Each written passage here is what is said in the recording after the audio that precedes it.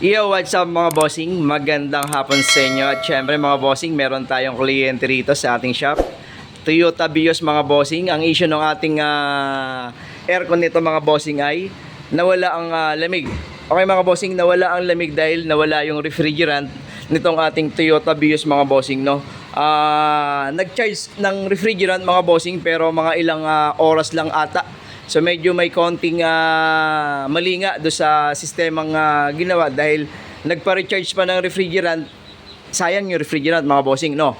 Pero syempre kung halimbawang yung leak ay maliit lang naman mga bossing, hindi naman agad yun mawawala. Kaso ang problema, hindi nag-leak test ng buong system kaya malakas pala yung singaw mga bossing, no? Ngayon mga bossing, ang offer natin dito sa ating kliyente, mag-pull out ng ating evaporator para makita natin kung may leak yung ating evaporator or kung nandun nga ba yung leak sa ating evaporator na pinaglabasan ng ating refrigerant mga bossing. Dahil yung ating mga dugtungan sa labas, wala naman kami nakikita na palatandaan para sabihin natin na nandito. Ingay.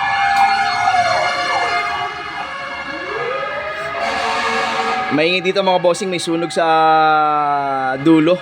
Merong nasunog na area dito sa malapit sa amin kaya maraming bumberong dumadaan. Ayun nga mga bossing, no? Wala kaming nakitang palatandaan ng leak dito sa ating mga dugtungan magmula kay compressor, condenser, syempre. Konti lang naman ang linya nito mga bossing dahil single unit lang naman tong ating Toyota Vios na to mga bossing, no? Yun, so wala kami nakita rito kaya nag-a-advise kami sa ating kliyente na mag-pull out ng ating evaporator para makita natin kung nandun sa kanya yung evaporator mga boss, no? Tsaka isang problema mga bossing, kung sakaling ang leak ng ating refrigerant ay naka-evaporator, medyo pangit po siyang langhapin, no? Ibig sabihin, kahit ozone friendly yung ating refrigerant, hindi po siya basta-basta pwedeng langhapin, no? Lalo na kung may asthma yung sasakay sa loob, baby, o kaya medyo may edad na pasahero, no? So kaya kung halimbawang nawala ang refrigerant at ang leak ay naka-evaporator, papix nyo na lang po kaagad. Huwag nyo nang pakargahan lang ng refrigerant kasi medyo masama po para sa katawan ng makakalanghap yung ating refrigerant, no? So mamaya mga bossing, pag na-pull out na natin, lalagyan natin to ng pressure, itutubog natin sa tubig para makita natin eksakto kung nandun talaga yung leak sa ating evaporator, no? Nga lang sa mga ganitong unit, syempre tanggal dashboard na naman. Wala namang nilabas na Vios na ganito na hindi natatanggalin yung dashboard mga bossing. O yan lang yung procedure ng pagtanggal ng evaporator natin. Mga bossing, ito na itsura ng ating Vios. Nakakatakot mga bossing. Ito yung mga sinasabi natin na bakit gano'n pa kahirap mga bossing, no? Bakit mas komplikado pang tanggalin yung evaporator natin, no?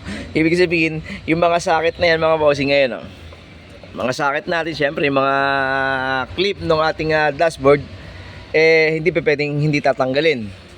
So, syempre, kaya yung sinasabi natin mga bossing na pagka maraming accessories ng ating sasakyan, medyo mahirap. Hindi ka mukha ng mga original na ganito, mga bossing, alam mo kung saan nakasaksak, no? Yung iba kasi hindi naman yan nakadaan ng maayos.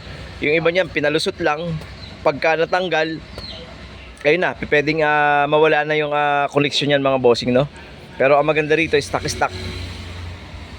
Ayan yung ating Vios mga bossing.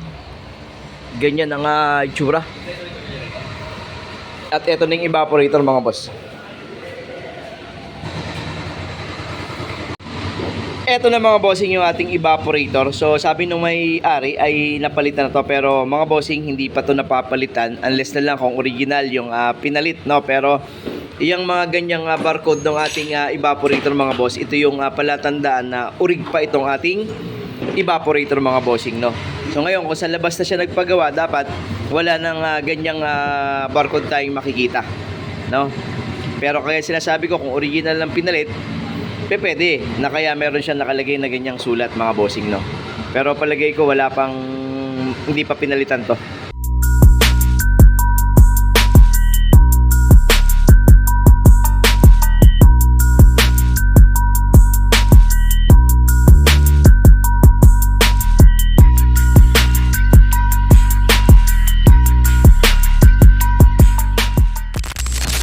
Eto na mga bossing, binubuo na yung ating dashboard. Siyempre napalitan na natin ng evaporator yan. At goods naman yung ating evaporator na pinalit.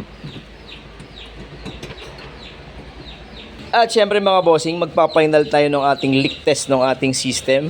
Patunayan pa rin natin na wala sa labas, no? Kasi nakita na nga natin yung leak sa evaporator. Tingnan na natin dito sa labas kung may makikita tayo. At meron tayong niload na hangin or ating nitrogen na 250 PSI mga bossing.